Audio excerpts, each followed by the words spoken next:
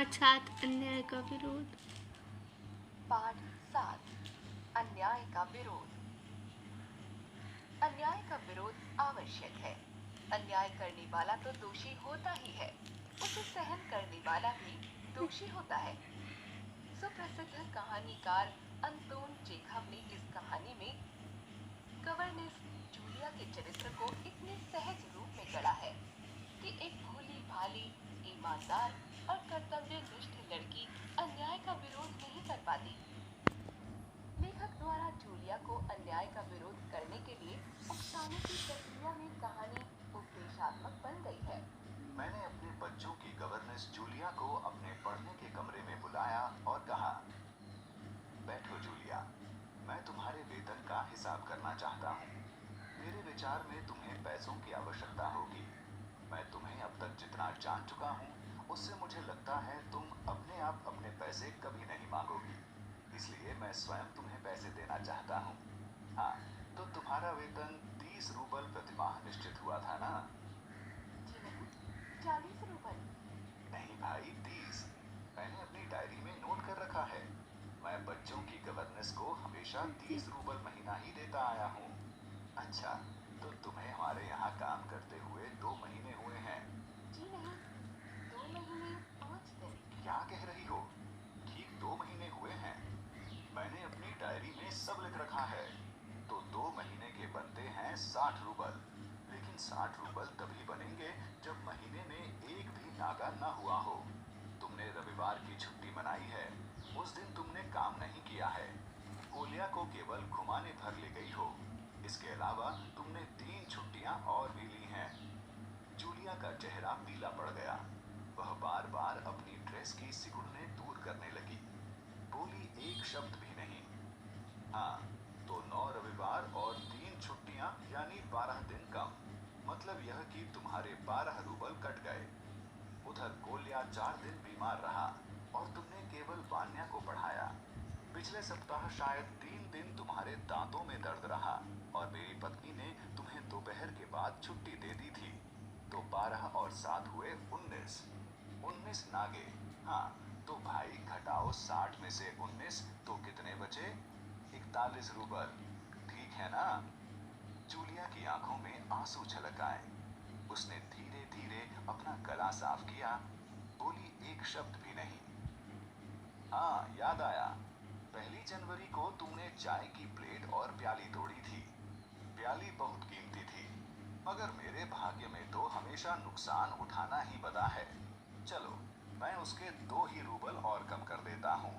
अब देखो, उस दिन तुमने ध्यान नहीं रखा और तुम्हारी नजर बचाकर कोलिया पेड़ पर चढ़ गया और वहां खरोच लगकर उसकी जैकेट फट गई। 10 रूबल उसके कट गए। इसी तरह तुम्हारी लापरवाही के कारण नौकरानी ने वान्या के जूते चुरा लिए। देखो, तुम्हारा काम बच्चों की देखभाल है। तुम्हें इसी के तो पैसे मिलते हैं। तुम अपने काम में ढील दोगी तो पैसे कटेंगे या नहीं? मैं ठीक कह रहा हूँ ना? तो जूतों के लिए 5 रूबल और कट गए।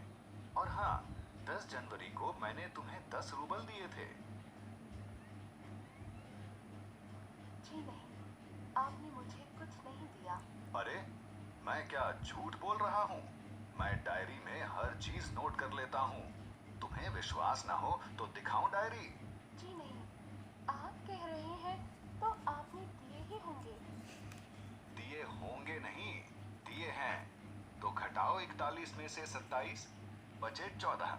क्यों, हिसाब ठीक है ना? उसकी आंखें आंसुओं से भर उठी। पूरे शरीर पर पसीना छलछला आया। कांपते स्वर में बोली, मुझे अभी तक एक ही बार कुछ पैसे मिले थे और वे भी आपकी पत्नी ने दिए थे। सिर्फ 3 रूबल, ज्यादा नहीं। अच्छा? मैंने स्वर में आश्चर्य भरकर कहा, और इतनी बड़ी बात तुम्हारी मालकिन ने मुझे बताई तक नहीं? देखो, हो जाता ना अनर्थ। खैर, मैं इसे भी डायरी में नोट कर लेता हूँ। हाँ, तो 14 में से 3 और घटा दो, बचते हैं 11 रूबल। तो भाई, यह रहा तुम्हारा वेतन, ये 11 रूबल। देख लो, ठीक है ना?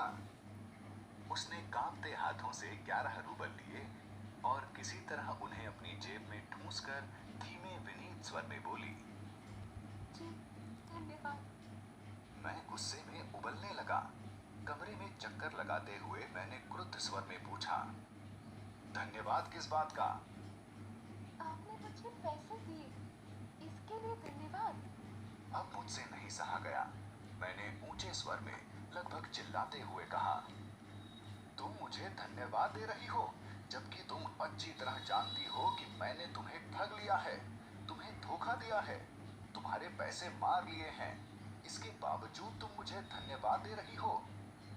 जी हाँ, इससे पहले मैंने जहाँ जहाँ काम किया वहाँ के लोगों ने मुझे 1 रूपल तक नहीं दिया।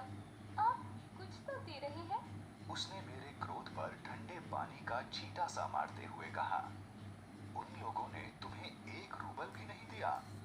जूलिया, मुझे यह बात सुनकर रंज मात्र भी आश्चर्य नहीं हो रहा।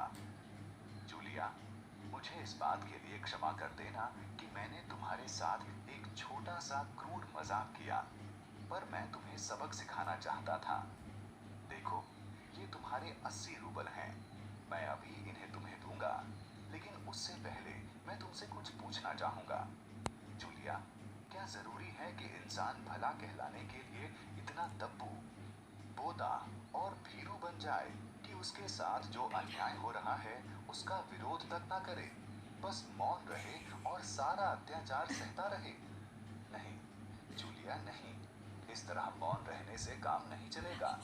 अपने अस्तित्व को बनाए रखने के लिए अपनी पूरी शक्ति के साथ तुम्हें इस कठोर, निर्मम और हृदयहीन संसार से लड़ना होगा। मत भूलो जूलिया कि इस संसार में दब्बू और भीरू लोगों के लिए कोई जगह नहीं है। लेखक अंतोन चेखव। लेखक परिचय। अंतोन चेखव रूसी साहित्यकारों में विख्यात है। इनका जन्म सन 1860 में दक्षिणी रूस के तागनरोग नामक शहर में हुआ था। 20 वर्ष की आयु में ही इन्होंने लिखना आरंभ कर दिया था। चिकित्सा शास्त्र का अध्ययन करते हुए इन्होंने अनेक कहानियां लिखी। इनकी रचनाओं में सामाजिक व्यवस्था को सुधारने का स्वर प्रमुख रूप से उजागर होता है। संसार की अनेक भाषाओं में इनकी रचनाओं का अनुवाद हुआ है। अभ्यास।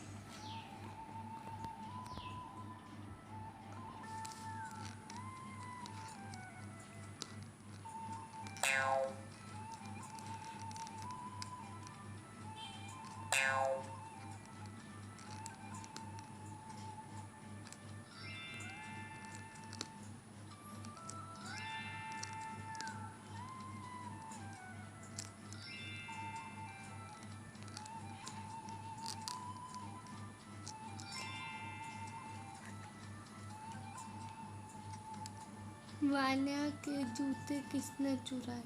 नौकरानी ने फिर जूलिया ने।